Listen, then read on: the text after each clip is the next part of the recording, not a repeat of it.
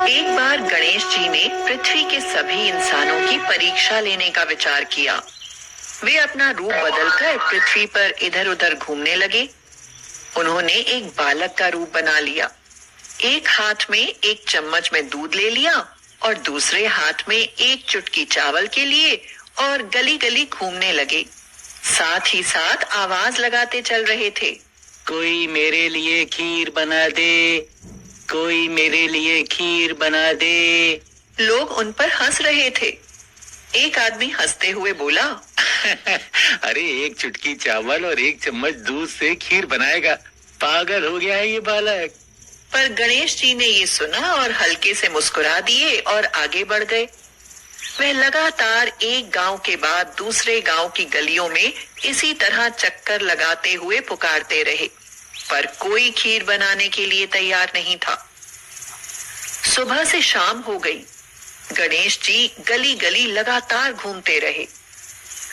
तभी एक बुढ़िया शाम के वक्त अपनी झोपड़ी के बाहर बैठी हुई थी। गणेश जी ने उससे कहा, कोई मेरी खीर बना दे, कोई मेरी खीर बना दे। बुढ़िया औरत बहुत गरीब थी, लेकिन कोमल हृदय वाली स्त्री थी। वह बोली, बेटा मैं तेरी खीर बना देती हूँ, अंदर आ जाओ। तो गणेश जी ने कहा, माई अपने घर में से दूध और चावल रखने के लिए बर्तन ले आओ। तब बुढ़िया अपनी रसोई घर से 2 छोटी कटोरी लेकर आती है। तब गणेश जी ने कहा, अपनी रसोई का सबसे बड़ा बर्तन लेकर आओ। बुढ़िया अपनी रसोई में मौजूद सबसे बड़ा बर्तन और कुछ छोटी कटोरियां लेकर आती है। गणेश जी ने चम्मच में से दूध पतीले में उड़ेलना शुरू किया। तब बुढ़िया के आश्चर्य की सीमा न रही जब उसने देखा दूध से पूरा पतीला भर गया है। एक के बाद एक वह बर्तन झोपड़ी से बाहर लाती गई और उसमें गणेश जी दूध भरते चले गए। इस तरह से घर के सारे बर्तन दूध से लबालब भर गए और बचे बर्तनों में गणेश जी ने चावल भर दिए। गणेश भगवान ने बुढ़िया से कहा, मैं स्नान करके आता हूँ, तब तक तुम खीर बना लो। मैं स्नान कर जब वापस आऊंगा तब खीर खाऊंगा। तो बुढ़िया बोली, पर बेटा मैं इतनी सारी खीर का क्या करूंगी, ये सब तो बर्बाद हो जाएगी।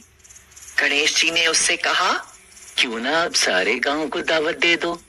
बुढ़िया खुश होकर बोली, हाँ बेटा ये तो बहुत अच्छी बात कही तुमने, मैं ऐसा ही करती हूँ। बुढ़िया ने बड़े प्यार से मन लगाकर खीर बनाई। खीर की भीनी भीनी मीठी मीठी खुशबू चारों दिशाओं में फैल गई। खीर बनाने के बाद वह हर घर में जाकर खीर खाने का न्योता देने लगी। कुछ लोग उस पर हंस रहे थे, वहीं कुछ लोग सोच में थे कि कैसे एक गरीब औरत जो भीख मांगकर जीती थी आज वो पूरे गांव को न्योता दे रही है। तभी एक औरत उस बुढ़िया से कहती है, बुढ़िया तेरे घर में खाने को दाना नहीं है और ये सारे गांव को खीर खाने की दावत दे रही है। बुढ़िया हल्का सा हंसी और आगे चल दी। लोगों को कुतूहल हुआ और खीर की खुशबू से लोग खिंचे चले आए। जब बुढ़िया की बहू को दावत की बात मालूम हुई तब वह अपने बेटे बेटियों को लेकर सबसे पहले वहां पहुंच गई। बुढ़िया ने जब अपने पोते पोतियों को देखा तो उसकी आंखें नम हो गईं और सभी बच्चे खीर खाने की जिद करने लगे। उसने सबको खीर दी और बाहर जाकर बैठ गई। तभी उसकी बहू रसोई में जाती है।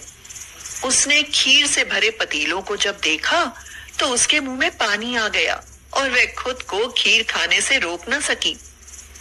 उसने एक कटोरी में खीर निकाली और दरवाजे के पीछे बैठकर खाने की तैयारी करने लगी। गणेश जी भगवान भोग लगाना।